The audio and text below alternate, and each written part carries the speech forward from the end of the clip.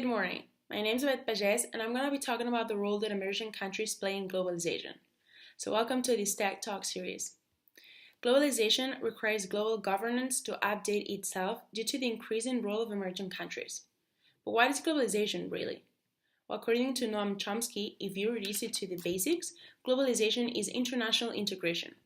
It involves the transaction of five elements, which are goods, capital, labor, technology, and information at a global scale.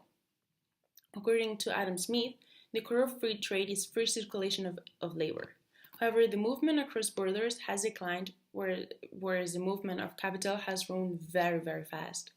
We see the reasons why these factors contradict themselves, such as the refugee crisis or terrorism attacks. But let's get started with this tech talk. In order to get a little bit deeper on the role that emerging economies play in globalization, we should really understand what it means and its effects.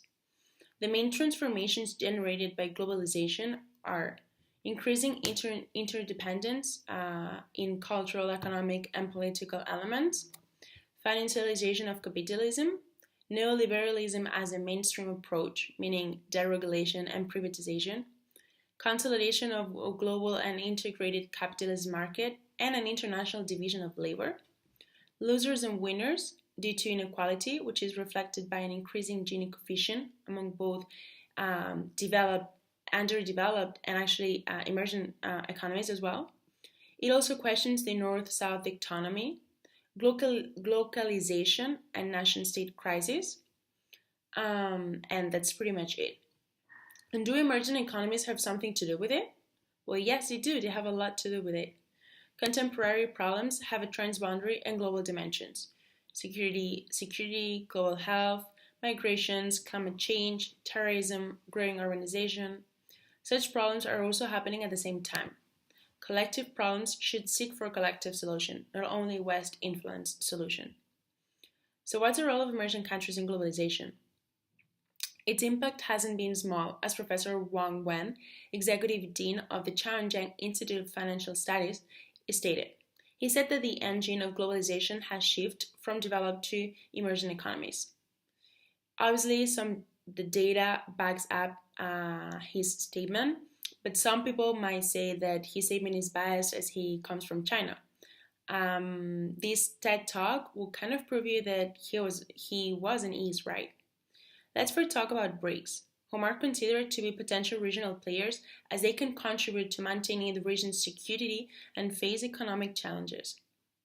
An example of it is how they dealt with the 2008 crisis. They struggled less and were less affected by the crisis than developed countries. One of the reasons is because their way of working is through regional institutions and cooperating with greater powers. It also can be seen as an example that perhaps, or most probably, emerging countries understand globalization in a different way than what the West does. The economic power of emerging economies has had a direct impact worldwide. Thus, it's fair to say that they do deserve a spot in global governance. Even though some of them have slowed down their economical growing rhythm, they still make an economical impact. China's GDP growth got slightly stuck from 2015 to 2016.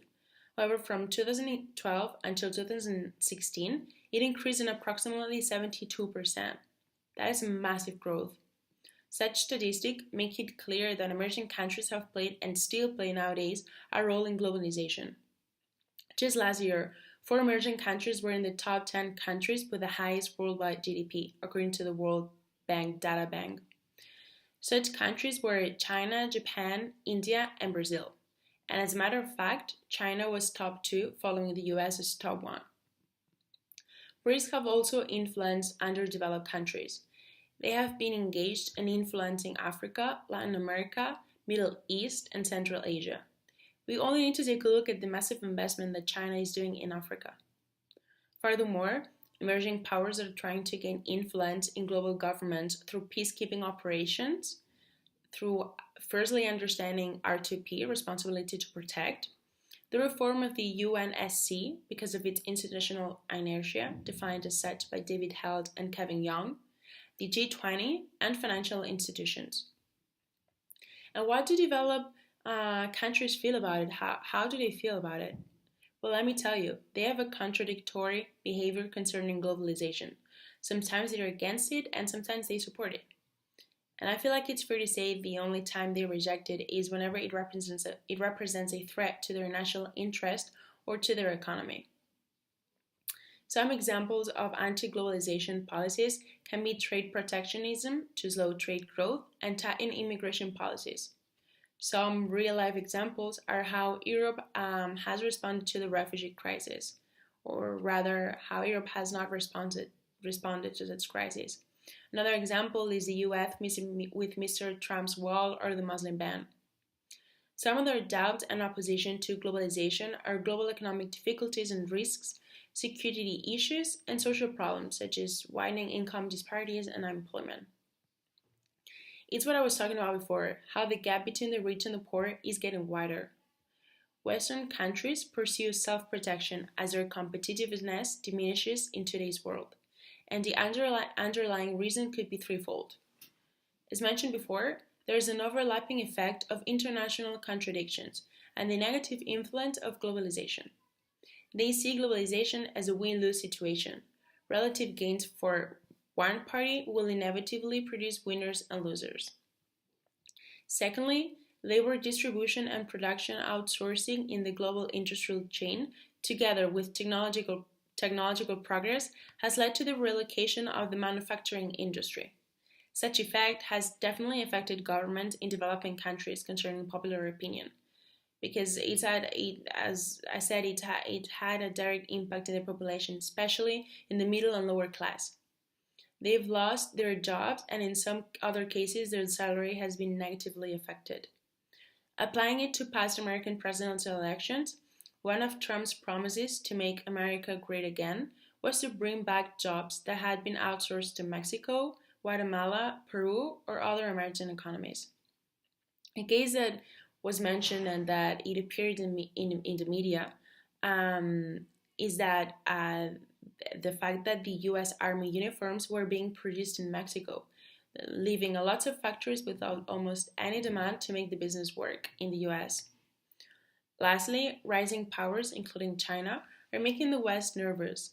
While the emerging economies show more interest and capacity to participate in global governance, the West is declining and withdrawing as main characters from the world stage. The old system of globalization, which has been dominated by developing Western countries, cannot meet the current demand. Therefore, an upgrading global governance and transformation of globalization, as well as a new round of globalization, is imminent. Chinese President Xi Jinping's speech at Davos this past January presented his main ideas of what new globalization should mean. He mentioned to develop a dynamic, innovative driven growth model, to pursue a well coordinated and interconnected approach to develop a model of open, mutually beneficial cooperation, and develop a balanced, equitable, and inclusive development model. In order to achieve it, there are two major issues to be tackled. The first one is the concept of global governance itself, as it feels it isn't updated to the contemporary world at all. Furthermore, neoliberalism and the Washington Consensus lack the power to solve the internal problems in developed countries. It seems that they don't work as they used to. Non-traditional threats have a spillover effect due to the generalization of global governance issues, such as terrorism, energy and food security crisis, and the spread of infectious diseases. However, the present multilateral system and bilateral mechanism are incompatible, fragmented, which leads to a variety of risks and crises. Secondly, existing global security, trade and financial mechanisms, such as the UN, the World Trade Organization, or the IMF, are struggling to respond to the ongoing crises around the world. The UN structural crisis is a clear example of such need. Emerging countries feel underrepresented, and they feel correct in feeling such way. First, because of the five countries that hold the veto power, and also because of the majority of UN Secretary General come from the West.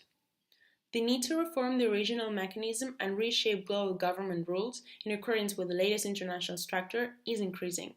Developing countries need to be better included in the decision making process, mainly because they are part of such a process. They are changing the rules of the game.